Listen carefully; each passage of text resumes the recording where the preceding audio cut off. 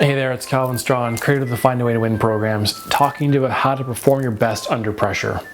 So in this video, really quickly, I want to give you a quick decision-making model to help you make better decisions quicker. It's something I've done with several clients, either corporately or one-on-one, when they get stuck in a point of like, okay, what do we do? Do I stay or do I go? And so this example I'm going to show you comes from choosing a new job, let's say. Where like, should I stay in this role or should I change roles?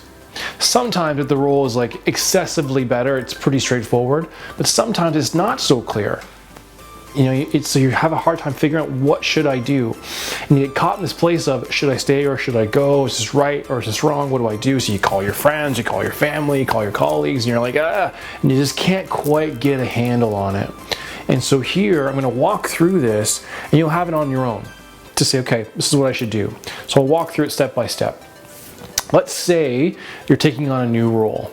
You know, a few years ago, I found myself in this place where I was in a job I just didn't like. The people there didn't like me. The clients, some of them didn't like me. It just got to a place where it was just getting toxic. Okay? It happens to us all. I'm not proud of it. I'm not even really happy talking about it with you, but I'm just telling you it happens to all of us. So in that moment, you realize no one's holding a gun to my head. I can just leave. If I'm really that unhappy, just go. But to just go would put my whole family at risk. I can't just quit and say, enough of this, and walk out like you see in the movies. Because you have a family, you have kids, you have responsibilities, and things you gotta take care of. So it's like, when you do go, it's gotta make sense. And so when some of these roles showed up for me, what happened was, one in particular was really close. We had done our final interviews, they had given me an offer, and here we go. What do you think, Cal? And I sat back and I was like, I can't tell. It seems like it, but right? And so this is what this is for. So in that moment, what do I tell my clients? What do I do for myself? I say, listen, step back for a second and say to yourself, regardless of the jobs right now, just focus on what are the factors that would tell me I've made the right choice. What are the criteria that make me say, you know what, if I had all of these things at level 10, I would be through the roof. Right, that's the idea. So here's the example I'll show you. So in the case of a job, let's say, you're trying to change between this role or that role, these are some examples you could think of. So if you're taking notes, you might say, okay, if I'm changing roles, maybe it's like the salary. I'd have a kick-ass salary. I'd have a reasonable workload. I wouldn't be doing 90 hours a week. I'd have a reasonable workload. I'd be able to take vacation days.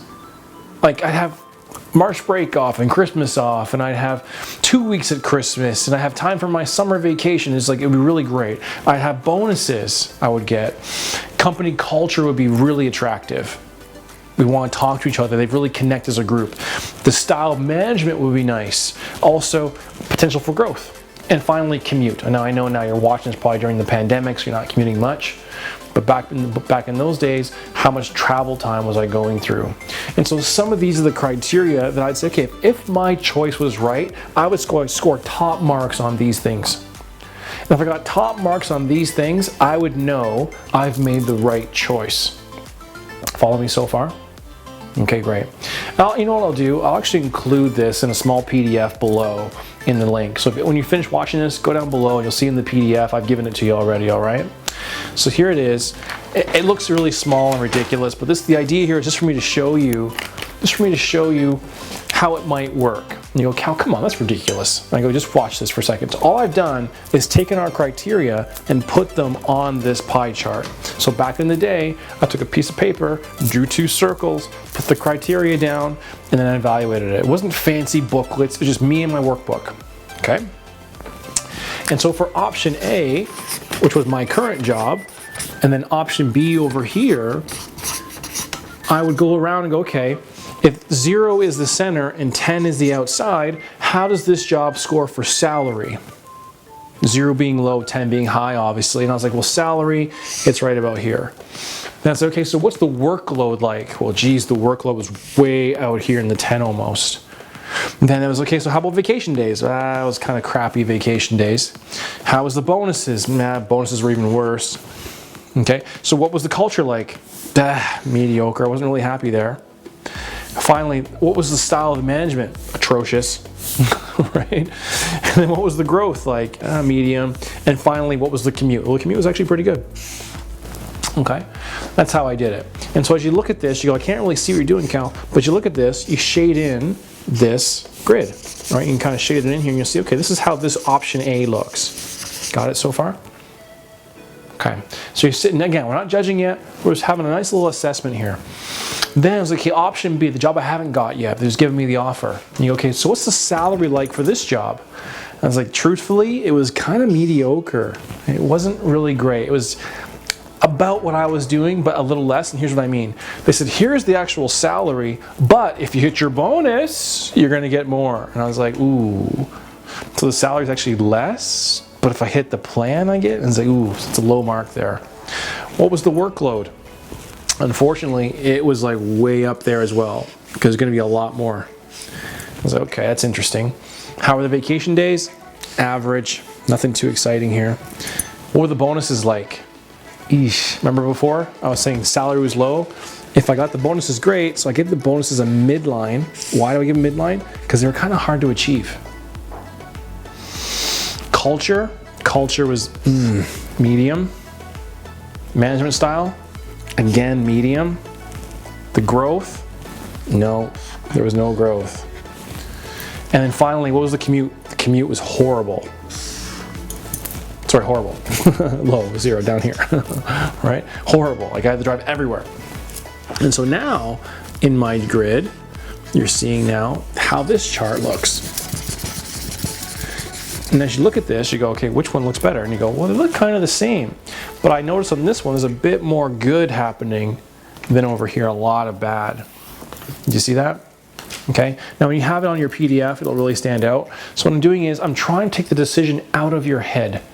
I want you to step back and go, oof, this one does, even though it's not hugely better, it makes more sense to stay where I am than to change into something that's not so great. Do you follow that? So the thing that happens here with this, the hard part about decisions is this. And as you know, I used to be a Tony Robbins coach, so I learned a lot from Tony over the years. In the case of decisions, Tony says this. He says, listen, you make your decisions based on the highest degree of probability of success. Say it again. You make your decision based on the highest degree of probability of success. Not a guarantee of success, the highest degree of probability.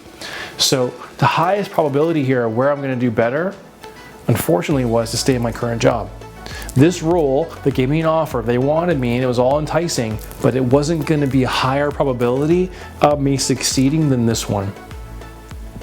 So then I stayed a little while longer, and the story changed, okay? Because I found another role that actually blew this out of the water. And so the idea here is simply get the criteria out of your head, evaluate it, and choose the one that gives you the highest probability of success.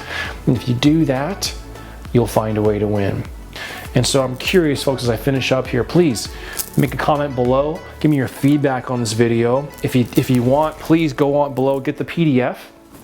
So you'll see a link for the PDF below. You can download the actual whole exercise where I explain it in text, and I give you the actual pie charts to fill in. So you'll have that below as well. So thanks for this. We'll see you soon. All the best. Find a way to win. Hey there, thanks for stopping by and thanks for watching. Listen, if this video really resonated with you, make sure you subscribe to my channel to get the latest updates on how to find a way to win and really perform well under pressure. And for an even deeper dive on the training, go by my website, calvinstrong.com. I promise your time will not be wasted. All the best. Until